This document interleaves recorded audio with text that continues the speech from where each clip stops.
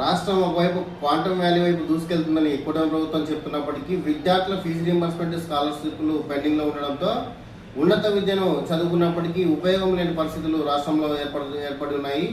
ప్రస్తుతం 2025-26 విద్యా సంవత్సరానికి దాదాపు 4,000 కోట్ల ఫీజు రీయింబర్స్మెంట్ బకాయిలు పెండింగ్ ఉండడంతో విద్యార్థులు సర్టిఫికెట్లు తీసుకొని ఉద్యోగాలకు వెళ్ళలేని పరిస్థితి ఏర్పడింది. ఇది కేవలం ప్రైవేట్ కాలేజీలకైనా అంటే కాదు, గవర్నమెంట్ కళాశాలల్లో కూడా కాలేజీ ప్రిన్సిపల్స్ లేకపోతే సిబ్బంది కావచ్చు, విద్యార్థులు డిగ్రీ తర్వాత పై చదువులు చదివి ఎంటెక్ బీటెక్ చేసిన వాళ్ళు కూడా ఇవాళ ఫీజులు పూర్తి స్థాయిలో చెల్లించలేని పరిస్థితి ఉంది.